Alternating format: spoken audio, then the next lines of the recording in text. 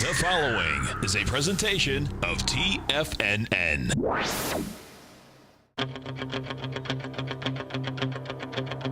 The Tiger Technician Hour with your host, Basil Chapman. Call now, toll free at 1-877-927-6648. Internationally at 727-445-1044. Now, Basil Chapman. Hi everyone, Basil Chapman, Tiger Technicians Hour on this, what is it, the 12th? Yeah, of course it's the 12th day of March. My pleasure to be here, Monday through Friday, 12 o'clock till 1 p.m. And we've got the E-mini futures up 275. I want to start with this because it's in a leg D, it's within an up channel. The MACD, the moving average convergence divergence, is good in the daily chart. It's not great, it's just good. And the stochastic still very weak at 71%. Now, one of the things that I always look for is this a lagging indicator, or is it a progressive? Is it looking forward? And all I can say is that the stochastic in a leg D with a stochastic at 71%, it's something that I just need to watch really carefully. 27.89.75 was the March contract high. Back on the 27th of February, it went to a higher high today. It went to 2800.50. So I'm watching this very closely. A couple of reasons, and I'll explain them as I move along. Weekly chart is, the technicals are still just really so-so, but the prices moved to a leg B, and that's important.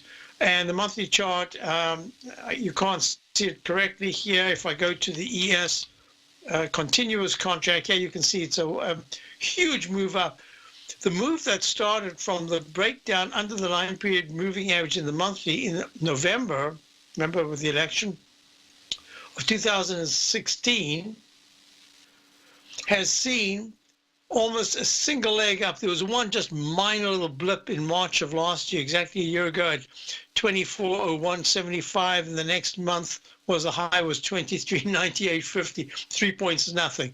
But that was a monthly peak, and now we've gone to a leg D, plunge below the 9-period moving average, now sharply higher above the 26.47 9-period moving average. I'll start looking at the June futures in a couple of days. So in the meantime, back at the launch, we've got this peak in the, let me show you right here, in the 120-minute chart, a peak D right here. There was an alternate count on Friday. Huge move up on Friday, 40-something points in the E-mini.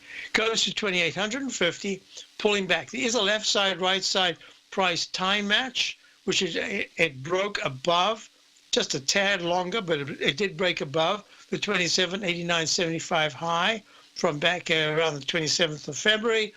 And now, once you've broken this left side resistance,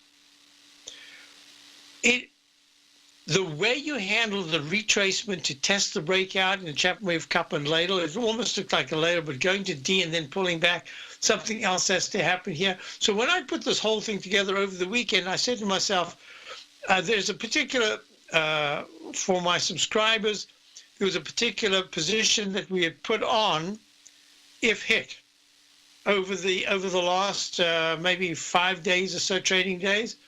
I kept it on this morning.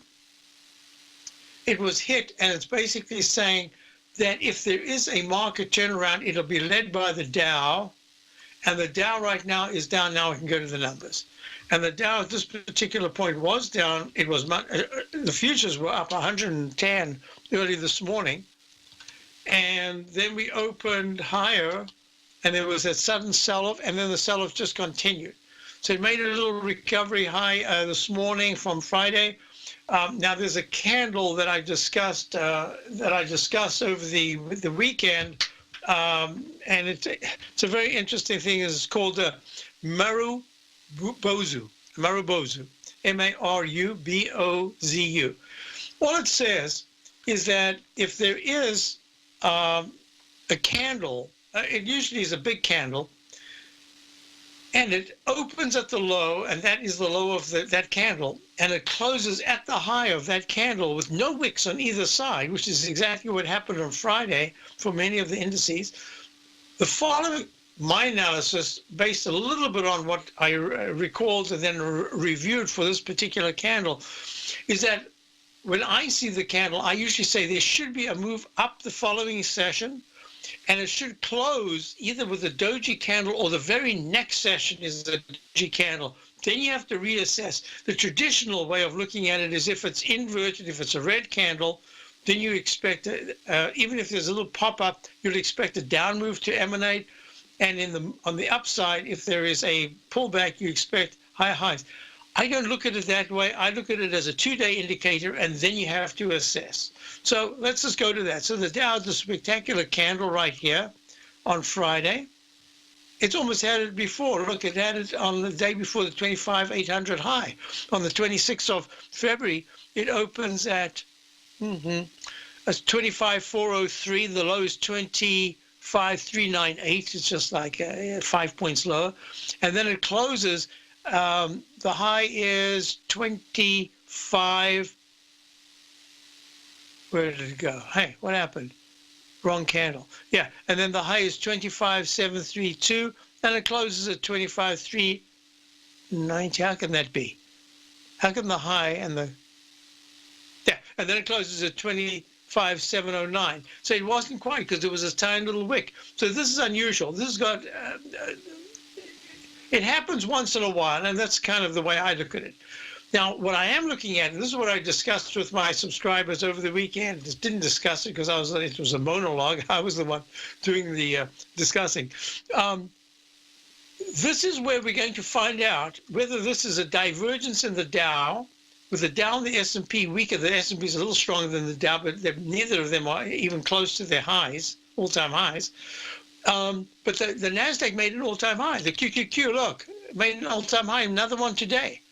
So is this a divergence that says, hey, watch out, you're being led by the QQQs, the XLK, that's the tech sector, and the SMHs, the semiconductors, and don't fight that because the laggers are going to have to play catch up.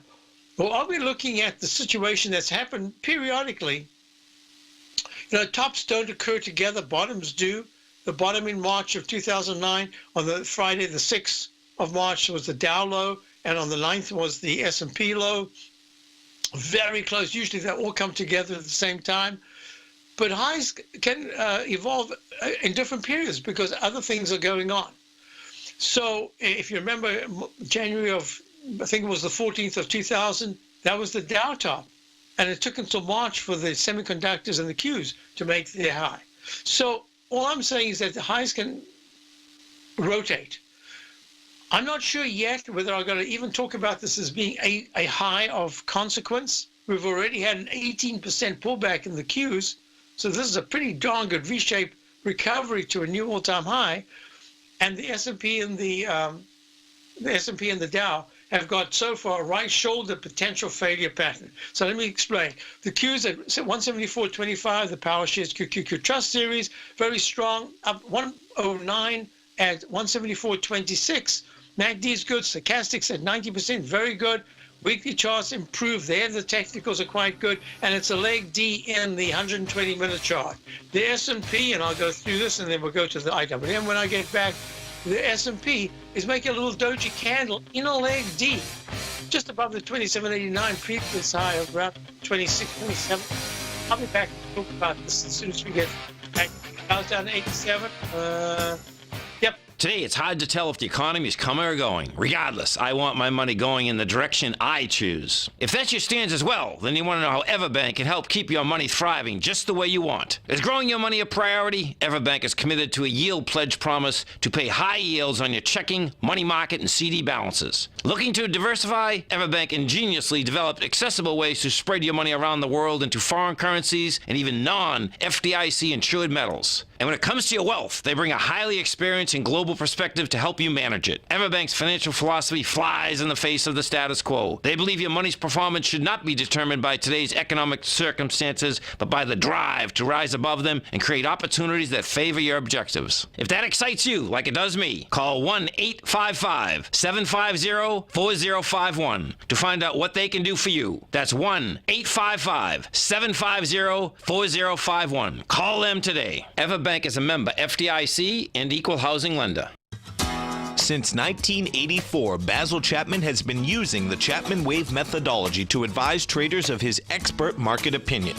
While originally hand-drawing charts from the late 1970s into the 1980s, Basil noticed that prices under most circumstances virtually always had a certain number of legs to the upside before declining sharply. Later, Basil found that computer software, which included the standard market technical indicators, enhanced the degree of accuracy in calling price turns, as well as market trend calls. Thus was born the Chapman Wave sequence. Using the Chapman Wave methodology along with other indicators, Basil Chapman advises his subscribers of his expert market opinion each market day with his opening call newsletter. Right now, you can get a 2-week free trial to the opening call, Basil's daily trading newsletter, by visiting the front page of TFNN.com. Cancel at any time during that trial and pay absolutely nothing. Get your 2-week free trial to Basil's newsletter, The Opening Call, today by visiting TFNN.com.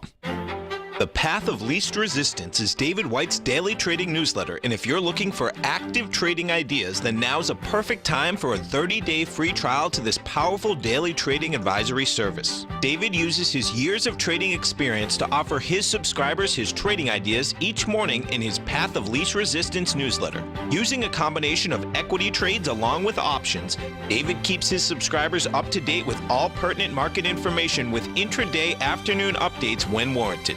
Don't miss out on this great chance to get a 30-day free trial to David's daily newsletter, The Path of Least Resistance, with no obligation to pay anything. David has been delivering solid recommendations for his subscribers recently, and if you'd like to see the type of newsletter he delivers every morning, then visit the front page of TFNN and you'll find the Path of Least Resistance under Trading Newsletters. For all the details and to start your 30-day free trial today, log on to TFNN.com now. Basil takes your phone calls. Now. Toll free at 1-877-927-6648. Internationally at 727-445-1044. Hi, folks, we're back. So the S&P made a leg D in the Chapman Wave methodology. We always look for 4 higher peaks, and that's where other things can happen.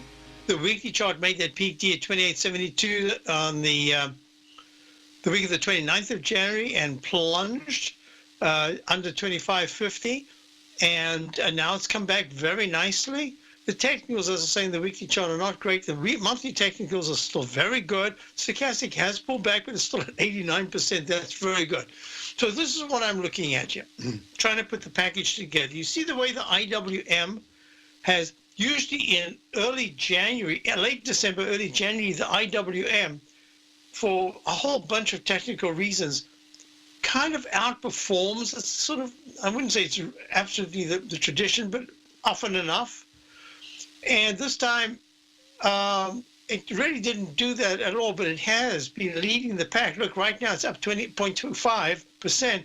Dow's down 0.37. The S&P is up 0.03, and the Qs are at about 0.52. So it's really up there with the Qs acting very well.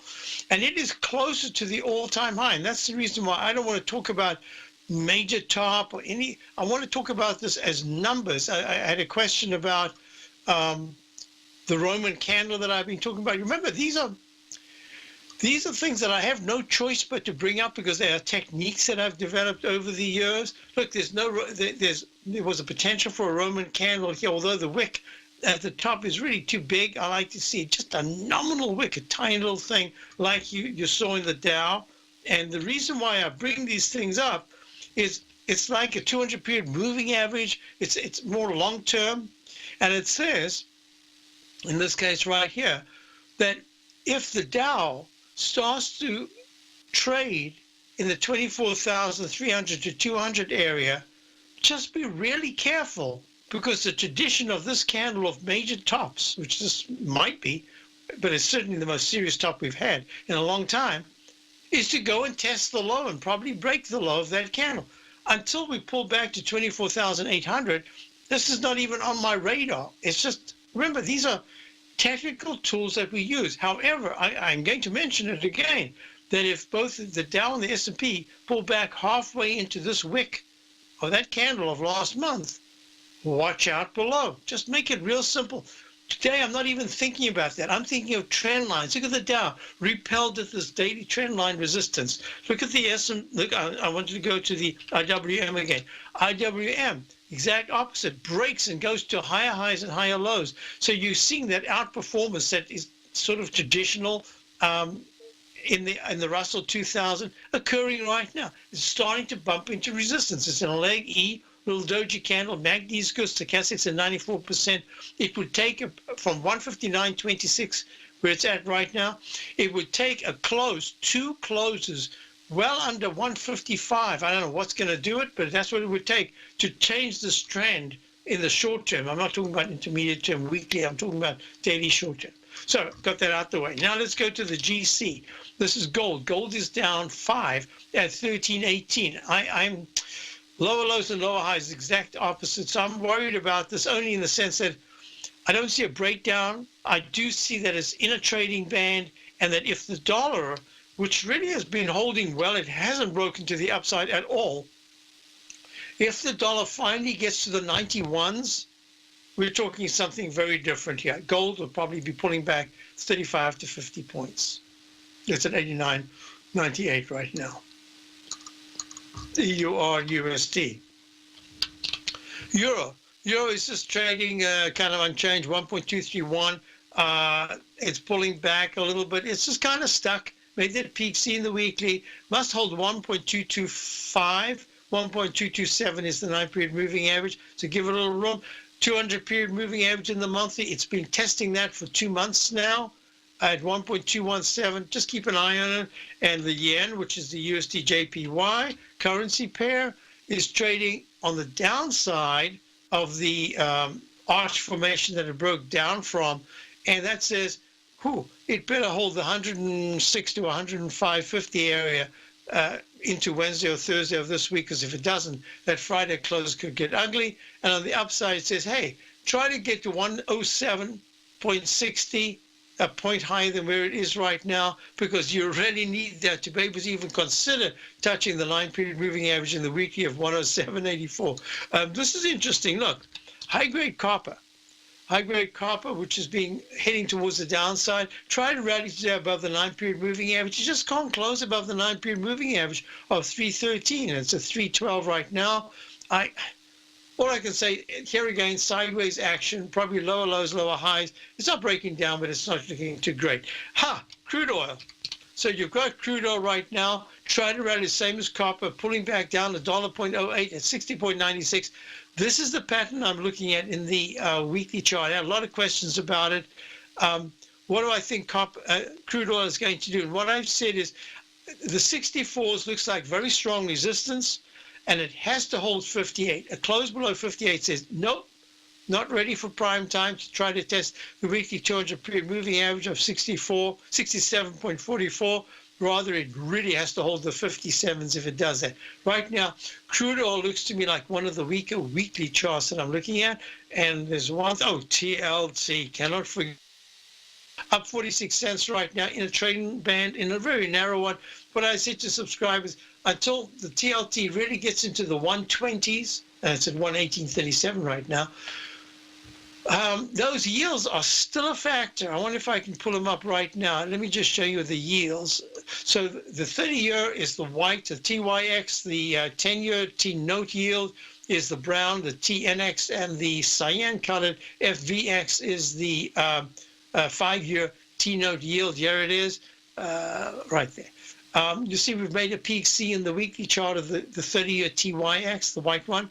The brown one has made a peak D, and we've just last week started a little mini top at peak D in the cyan, the 5-year, still holding. These yields are still holding real well, and they say, don't count us out. If this market is going to have any excuse to pull back, it probably has to come from a sudden push into the areas for the TYX, probably 33, 3.3. That's going to do it, and all the rest will follow. But it'll probably be led by the 5-year, which is at 26.49, 2.649. My thinking is that at 27.10-ish, this market will say, hey, now there's competition. But up until then, this is just sideways with the emphasis on slightly new highs in the yields. So I was asked about the IYR. I'll do that right now. The IYR, this is very interesting. Very nice move last week and a half. It's trading up 21 cents at 75.70. But if you look at the weekly chart, this is portending more like an arch formation. It says, I thought about this the other day. I thought, IYR gives you a yield. It's had a huge move to the downside. It's ready for a bounce. The trouble with this is that it could be affected very quickly with a pullback. Now, I might be wrong about that, and I'll talk about being wrong in a moment with the chart formation. And this is in leg C in the daily. So far, so good. And perhaps this is one of the areas that's working out quite well as we're in this particular phase. IYR, then the IYT was a question. IYT is the transports. They're not doing great. They're holding okay, but they're really not doing great. 193.91, down 0.19. Yeah, it's okay. I'll be back and we'll talk about banks, we'll talk about bank stocks, etc. Platinum, grains, crude oil, gold, copper, cattle, hogs, gasoline, natural gas, coffee, cotton, cocoa, and sugar. These are just some of the commodities mentioned in the most recent issue of Andy Hecht's Techno-Mental Commodity Report. Andy publishes his weekly newsletter every Thursday morning, where he breaks down the commodity market and provides his subscribers with specific trading recommendations based on his trading methodology. By signing up for a free trial to the Techno-Mental Commodity Report, you'll get a full 30 days to try out this powerful newsletter service and see for yourself the types of trades Andy has recommended for his subscribers. When you sign up for a 30-day free trial, you're under no obligation to pay anything. And should you decide to continue, you will lock in the low rate of only $79 a month. Sign up right now for the Techno-Mental Commodity Report and make sure you're ready to catch the next big trade in commodities.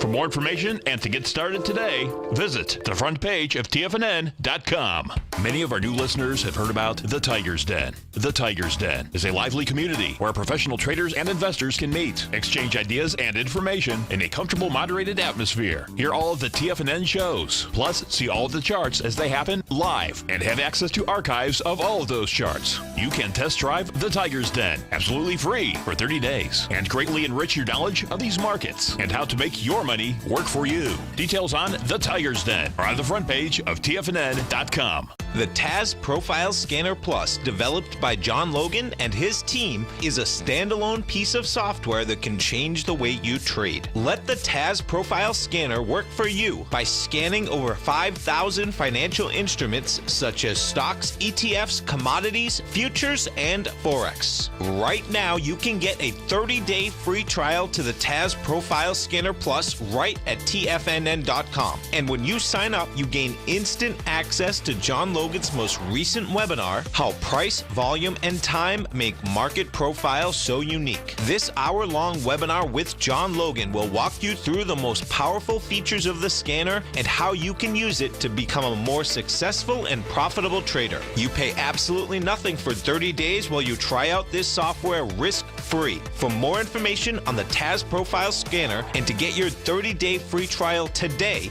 visit the front page of TFNN.com. Tiger TV is an exciting way to experience TFNN programming. See high-definition video, giving you crystal clear charts, as well as seeing some of the faces of TFNN's highly acclaimed financial experts with crisp, full-fidelity sound. Catch Tom O'Brien, John Logan, Steve Rhodes, Basil Chapman, Larry Pesavento, Think or Swim, David White, Andy Hecht, and Daryl Martin in crystal clear, high-definition audio and video. Tiger TV, exclusively at TFNN.com. This segment is brought to you by Think or Swim. For more information, just click the Think or Swim banner on the front page of TFNN.com. So wood, the iShares Global Timber and Forestry ETF, did make a new recovery, a new all-time high today. A high last week of 78.03. Today it hit 78.46. This is very important for me because there was a recycle of the Chapman wave notation. The peak G certainly had a pullback over 10%. So went from 78 to 70. And now it's gone from 70. Was that, yeah, that was a round number, 70 low, round number. And now it's spiked to 78.03 over a 4-week period. And this is good action. And this is the HGX Philadelphia Housing Index. I'm not sure. I'm going to draw this in because that's always what I do with this particular pattern. Two fighting patterns, always coming down or going up. And in this particular case, it's going to be either the cup formation or the H failure, which is already done once. It might make an M type failure, so lowercase m. So in this particular instance, it's running a little bit. It's up 1.11 today at 328.31. We'll see, because if yields do start to pull back, then the housing sector should be helped a little bit. Let me just get out of this, and I want to show you something also that's quite interesting. Close workspace, say yes to all, goodbye. Okay, within the context of the markets, just short term, some of you want to know, well, what am I looking at? The E-mini, this is the March E-mini. It's hitting the 200-period moving average in the 5-minute chart. Make it simple. It's at 278700. Any punch into the 2791 area, no, 270.50 to 2791 would say, okay, much of the selling today has been done. Now it's going to try to hold or try to rally even stronger. My thinking is it's going to be a little bit weak today. There's a give back of that huge move on Friday with the last 100 points to the upside. That usually you get some kind of a big give back. So what we're looking at here is that the context of the support level, 2786, if at by 2:30 to 3:30 today, if there's a move below 2782, I said, okay, there's that pullback. We've had some kind of a pullback, but we haven't really had much in the S&P or the Qs, and we'll see if there's a pullback. But I'm looking at levels because the indicators themselves go, look, the SMHs, the stochastics at 96% in the daily. The MACD is very strong. It's going to take quite a while for this to pull back. It's going to take a huge sell-off for the SMHs, the Semiconductor Market Vectors ETF, to go from 113.23, just off the all-time high today, to close twice below the 9-period exponential moving average of 109.48. Let's even say 108.17, which is the, let me just, I always have to double check this. This is the 14-period exponential moving average. But if anything's going to happen, it's going to happen very quickly. And I don't know what the news is going to be to do it. So all I'm saying is these are the levels. So the question is, how come in the Chapman wave we didn't have a buy signal? It's not true, because what happened was we had the sell signal. We did very nicely on the shorts from the top. It was 108.56 back in January the 23rd, and we got in a little later, but we got in and rode it all. Got out a couple of different positions a couple of times. So huge move down to 93.88. What I didn't want to do is this move right here to 105, even though all the technicals, the MACD crossed positive in the Chapman wave. I had the three important turnarounds. One is the stochastic from under 30% to over 30%. The next is the price movement over the 9-period moving average. The next is the MACD crossing positive. But that move, that little shaky move, was like a right shoulder failure right there in that period around about the 20th to 23rd of February. And even the move down the second, where it went from the 109s to 103s, that's a big move. I thought, uh-oh, that's going to be a failure. So the move that really went right back to a buy signal with the 9-period moving average as support, at that point, it was so close to an all-time high, I just didn't do it. It's not like, look, the signal, if you want to use the signals, the signal said the 9-period differential crossed positively. You could have just used that alone. I looked at it. We just got out of short positions. I didn't want to suddenly flip to the long side. It was my error. I should have just followed look at the technique. The technique just said, fantastic. I failed to follow the technique. We did it with something else, which is done very well. So that's all I can say. It was there. It was my reading of it. I'm looking at so many things that's it. And also, the other thing I meant to mention is that I thought that this trend line would be a resistance. And now the MACD and the stochastic in the weekly chart has turned positive. And that's what I'm saying. Something's going to have to happen, some news event, to really tank the semiconductors. We'll see if it happens, but I'm not going to get in the way just yet. So back to the story here. So the question is the XLF. This is the financials, XLF. XLF is the XLF. The S&P Select Financial Spider Fund made a nominal new high above 29.77. Yeah, I went to 29.81. So I'm calling this just for now because of the cup formation and E. I might have to change this to an alternate count. I don't see any reason right now. MACD is okay. Stochastic's not very good. And the weekly chart has the pattern that I'm always looking at very closely. Two fighting patterns. Is it going to be the arch failure, the right shoulder failure pattern in the Chapman wave methodology, or is it going to be the V-shaped pattern, even if it's not an exact V because it slopes a little to the right? Is that the pattern, an up channel pattern, higher highs and higher lows? And that's really the issue right now in the XLF. And I suspect that we're going to be looking at the yields to give us a little bit of a clue. But right now, a little bit overbought in the XLF. The KRE, which is the regionals, had a way better move. And that's in a leg D, little doji candle possibly forming today. So I'm looking at this and I'm saying, hey, there are a couple of stocks that I noted for my subscribers that are leg C, CTAS is one of them. Look at the massive move in the Cintas Core Overalls Uniform Rentals. Leg D, massive leg D in the monthly. A leg, I'm calling this a leg E, even though there's a down arrow made at the top on the week of the 2nd of February at 169s, pulls back to the 147, 48s. Now it's at 176. And I think that this is going to be peak C. Maybe tomorrow we get a little bit of a D. And then I think I'm going to be looking at the potential to say, now where would we like to put in buys or sells in this market? I think that's what I need to wait for. If you're looking at the brokers, IBKR, I think that's one we'll use right here. This is Interactive Brokers, leg D extended today. Technicals in the daily are still very good. As I said, I think it's going to have to be, remember when we were coming down, I said, all Europe, I've been talking about, the VIX has to close way in the mid-teens to the high teens, and then you're going to be able to see triple-digit down days in the Dow. You need to see opening the double-digit down in a bear phase for the S&P futures. Rallies fail and it closes a double-digit down at the end of the day towards the low or at the low of the day.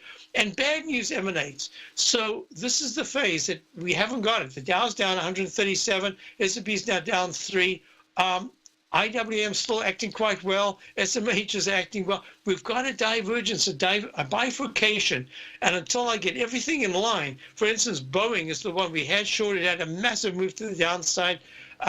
We got stopped out for break even though should have taken real nice profits. And now it's down again, 9 at 345. This is going to be a one-to-one to the downside. I think we've got clues that some of the best winners are going to take it on the chin over the next couple of weeks. I'll be right back. Thanks for holding on. Hi folks, Tom O'Brien here. If you'd like to get my daily newsletter, Market Insights, then now is a great time to sign up for a 30-day free trial. Every morning by 9:30, I send out my morning letter to subscribers with market commentary on a variety of markets, currencies, and commodities to keep investors up to date on the day's trading action. Included in Market Insights are specific buy and sell recommendations for stocks, ETFs, and even options, with stops and price targets included for every trade in my newsletter. If you'd like to try my newsletter risk-free for 30 days, then head over to the front page of TFNN and you'll find Market Insights under Trading Newsletters. I use my years of trading experience to bisect and dissect the market every morning and give my subscribers the most important information they need to know for the day ahead. I even issue afternoon updates for my subscribers whenever warranted with important market action. I'm always scouring the market for the next great trading opportunity. Sign up for your 30-day free trial to my daily newsletter, Market Insights, today by visiting the front page of TFNN.com. Wow! Go get 'em, folks. Larry Pesavento has just started his brand new service, Fibonacci 24/7, and he's already delivering content to his subscribers on a daily basis when the market's opened and even on weekends. Each Monday, you'll receive Larry's written report that provides detailed commentary and a summary on the charts and videos that Larry sends out. And throughout the week, when warranted, Larry will send out via charts or videos or both the key markets that he is watching during the day. This will be up-to-the-date, active trading information that will will help you in your daily trading. In Larry's first week alone, he sent out 25 charts, 6 videos, and a full report to his subscribers in just 1 week. If you're a technical trader that uses patterns and retracements to trade, then Larry's service Fibonacci 24/7 is something that you must try. Right now, new subscribers can get a full 30-day money-back guarantee. With nothing to risk, sign up now to Larry Pesavento's Fibonacci 24/7 by visiting the front page of TFNN.com under Trading Newsletters. Until recently, it was almost impossible for the average investor to hedge against currency risk in Europe or Japan. For a bold trade on Europe or Japan that protects against moves in currency, trade HEGE or HEGJ, 2 times currency hedged leveraged ETFs from Direction Investments. Visit directioninvestments.com today. An investor should consider the investment objectives, risks, charges, and expenses of the Direction shares carefully before investing. The prospectus and summary prospectus contain this and other information about Direction shares. To obtain a prospectus or summary prospectus, please contact Direction Shares at 866-476-7523. The prospectus or summary prospectus should be read carefully before investing. An investment in the funds is subject to risk, including the possible loss of principal. The funds are designed to be utilized only by sophisticated investors such as traders and active investors. Distributor Foreside Fund Services, LLC. Don't forget, you can listen to TFNN live on your mobile device 24 hours per day. Go to TFNN.com, then hit Watch Tiger TV. That's TFNN.com, then hit Watch Tiger TV for the latest market information.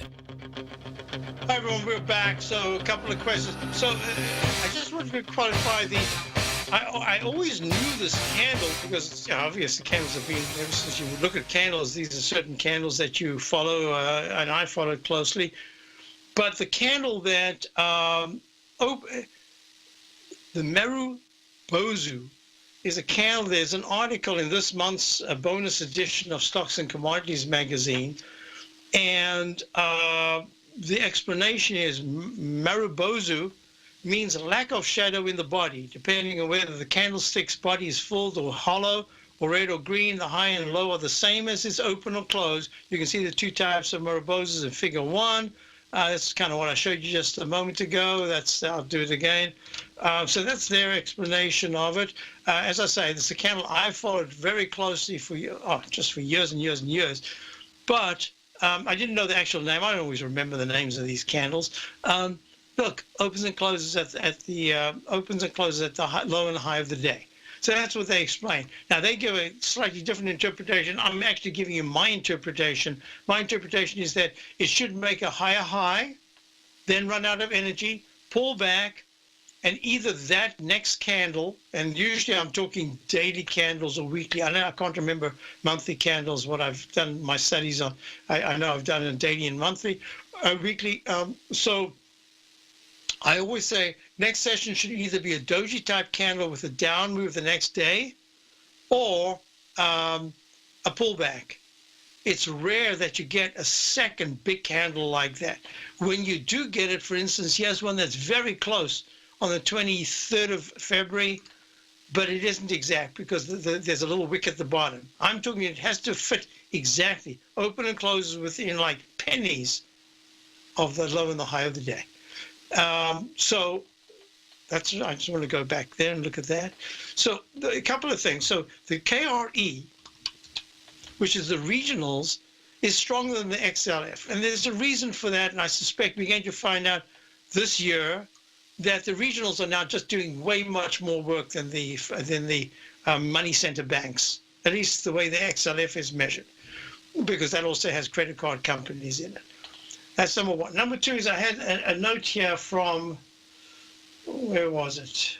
From Paul saying, margin debt in the market has gone up 20% in the last 3 months. It is now 40% higher now than in 2009. What are the consequences of this? Can you address this on your show today? So this is really always very difficult for me, because it goes to the fundamentals. I can only look at prices. I can do comparisons. 2 people have mentioned to me that there are quality. This one is the quality of the relationship of previous tops. Another one was the relationship of the Qs, vertical move going into the highs of 2000 as the Dow is just done going to its highs. All I can say is I look at things both technically, then there's some fundamentals, but there's another aspect that I always talk about. It's the socioeconomic, political, and the other areas as well. Aspect. I've had so many emails, and I just didn't have a chance this weekend. I just really wanted to look at charts and do my assessment. I wanted to not get into anything else.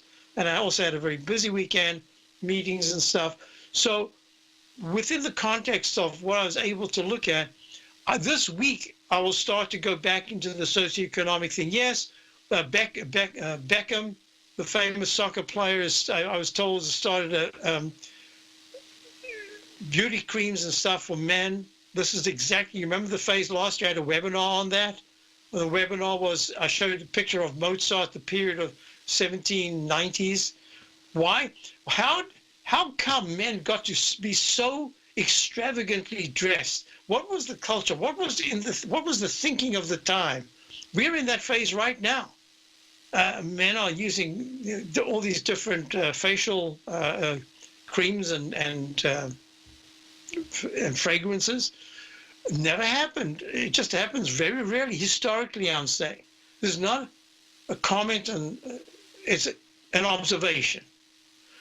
And the other thing is hairstyle. Men are spending much more time on their hair. They used to brush their hair, and if they did that, and that was it. Now they're grooming their hair. This grooming phase is really important in the stock market. It is part of what we look at, what I look at, as the historical content. So I put other things together. And I can just say to you that between the youth of today, and once again, this is not a commentary on whether it's good or bad, it's just what it is probably the most, I usually say, the most spoiled generation in the history of mankind. You know, spoiled implies that it's their fault. It's not their fault. It's just what's happened culturally. But it's the most pampered, most cushioned, most cocooned, we've, at least here in America, that I can ever even read about. I mean, just think about those people that immigrated. We've got immigration, of course, now, but there have been people throughout history where you've got your 9, 10, 11, 12-year-old, mostly boys, going on boats across to find the new world. So if you're thinking of where we are right now, when I say the most cocooned, the most cushioned, absolutely, you learn to ride a bicycle. God, when we got a bicycle, you got on your bike, you fell, you got your scrapes, you got your whatever it is, you got back on your road. Now you've got the knee guards, you've got the elbow guards, you've got the helmet. And maybe that's a great thing. I'm just saying it's protective. And so that's what I'm looking at. So when the country becomes the most vulnerable, that's where we make the biggest top. And we aren't there yet. Oh, put that out the way. All right. So KRE regional, because as I said before, I think the regionals are going to do better because there is more growth in the jobs. And more jobs, more people want to buy houses, etc. Okay? I think I covered that. Next question I had was, if I can find it. Yes, next question I had was, could I look at XOM? So a lot of people have been asking me about, so now what about those great dividend stocks that would give you a yield and give you some upside capital appreciation? I'm afraid at this point, I don't see it. I'm looking very closely at the IYR. Perhaps that's the area. I'm just not sure yet, but I don't see it in the Exxons or the Chevrons. I don't see it in the Verizons. Or the telephone's acting better than Verizon, but as a dividend yield, gee, I just don't see that right now. Maybe we'll be looking at telephone at 37.39, up and down, but in 3 months' time, you will find that it's within 1.5 points of where it is right now. So I'd say, hey, that's not bad if you've got a dividend stock. But I think this market is just becoming a little bit more vulnerable over the coming week or so. So I'm just going to step aside here. So I don't see it just yet. Next question was oil. So the OIH, OIH is a little different. So now what we've got is that the Van Eck Vectors Oil Services is holding okay, but it really isn't great. So at 24.95, I'd say 25.30. If it can close above that, I'm going to have another look and say, okay, maybe we can fill this very ugly candle of the 9th of February, 27 high, 23 low. But I'm just going to hold off right now, saying I don't see anything just yet. Next question was, Tim wanted to know about UUP. UUP is this is the best of the power shares dollar bull that you can get. I don't like it as a vehicle, but I'll talk about it. You don't buy into that nonsense, do you? You know you can't time the markets. I didn't. And in 2006, I set out on a mission to do just that. I began by surrounding myself with the greats like Tom O'Brien, Larry Pesavento, David White, and Basil Chapman. I read countless books and even looked to the moon and planets for answers. Now, we both know that trading is 80% mental, so I learned the exact tools that Tony Robbins uses to overcome fear. I'm Steve Rhodes, author of Mastering Probability. And last March, the folks at Timers Digest began tracking my newsletter signals, which through January 18, 2018, placed me as the #1 gold timer for that exact time frame. Now, I can't officially be recognized until Timers Digest has a full year of signals, but clearly I've learned how to time the markets, and I'd like to teach you how to do that as well. Subscribers to Mastering Probability gain access to my live and archive workshops where I show you the exact same patterns that earned me this #1 ranking. If you're looking for great market calls and an education, sign up for Mastering Probability today at TFNN.com. In quiet markets, investors search for new trading opportunities. We'd like to introduce you to a new product that provides opportunities even in flat markets. Nadex, the North American Derivatives Exchange, is a new and innovative Chicago-based exchange registered with the Commodity Futures Trading Commission, and unlike most other exchanges, Nadex allows you to trade directly through them with direct market access when using their trading platform. Nadex never charges a fee to use their platform, which even includes real-time charts and full customization capability. Nadex's unique short-term binary options allow traders and investors to capitalize on strategies even when the underlying markets are quiet. Nadex's innovation has allowed them to come up with a line of unique trading products that are unavailable anywhere else. See how it works at nadex.com. That's NADEX.com, or click on the Nadex banner on the front page of TFNN.com. Futures and options trading involves risk and may not be appropriate for all investors. TFNN is excited about our new software charting program, The Art of Timing the Trade Charts. In collaboration with Tom O'Brien and using his best-selling book, The Art of Timing the Trade, Your Ultimate Trading Mastery System, David White has programmed an outstanding piece of software that will complement any trader's methodology. Using this first-of-its-kind program, The Art of Timing the Trade Charts allows you to scan thousands of stocks for Fibonacci formation setups, including Gartley's, ABC's, butterflies, and much more. The Art of Timing the Trade Charts is designed to help you when scouring the markets for stocks just beginning to form the trading patterns that many investors spend days, weeks, or even months searching to find. And right now, we're offering licenses available at only $79 a month. We are so confident that you're going to love this new charting software that will even give you a 30-day unconditional money-back guarantee. Don't miss out on this incredible new piece of software. Get your copy of The Art of Timing the Trade Charts today by visiting TFNN.com. Hi, folks. This is Steve Rhodes. Stay tuned for another great hour of the Trader's Edge, heard here at TFNN.com. Hi, Ron, we're back. So let's go to the dollar. So this is the thing about the dollar. It's holding well. The UUP, which we've had periodically, we actually got them just off two of the most recent, two of the lows that were made after the low that was formed in the 88s in the dollar, starting in February. And the one before that, the one that started in January, the week of the 26th, we didn't do it this time. I was upset that I didn't do it, but now I find that I'm thinking it's a little late. I just don't know. So, Tim, what I'm going to suggest to you is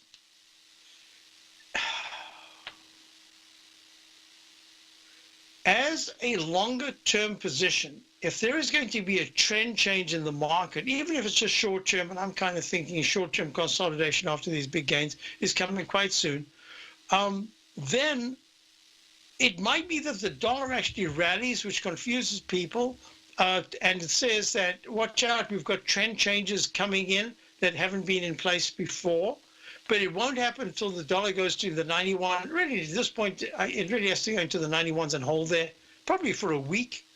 So I'm going to suggest to you, because it's not a vehicle that really gaps huge. It can, but it doesn't usually do that. So at 90.06 with the dollar, the UUP is trading at 20, what did we say, 23.55? If you want to just start a position here, but it really, I'm talking 3 days. Within 3 days, the UUP cannot break under 23.51. You've got a 23-cent stock as far as I'm concerned. It has to break above Friday's high of 23.60. Not only that, by Wednesday afternoon, Thursday morning, there has to be at least a trade in the 23.60s. Only 10, 11, 12 cents above. But if it can get to the 23.60s, then your position that you start here at 23.55, I would just maintain that very tight stop and just say, hey, if you're going to go to leg D, you better start this week. So that's the dollar. So folks, Basil Chapman, Tiger Conditions Hour. Check out my opening call. I think you'll be quite pleased with it. We've had some real nice positions. And I'll be back tomorrow. Have a great day. Stay tuned for Steve, for Dave, for Tom. Back tomorrow. Have a great day. No matter what kind of trader you are, 2018 is a great time to try out a subscription to Tom O'Brien's Gold Report. Whether you just plan on diversifying your portfolio with some exposure to gold and gold mining equities, or you're a gold bull that sees 2018 as the year of commodities, now is a great time to sign up for the Gold Report. Tom O'Brien publishes his Gold Report every Monday morning before the market opens and covers a variety of topics including gold, silver, platinum, copper, the XAU and HUI, the dollar, bonds, South African rand, as well as more than 20 of the most actively traded mining equities. Start your 2018 off with a bang and sign up for the Gold Report today. The Gold Report is a long-term newsletter where the focus is on building real wealth through the management of a successful portfolio of gold stocks. For all the details and to start your subscription right now, visit the front page of TFNN.com and you'll find the Gold Report under Investment Newsletters.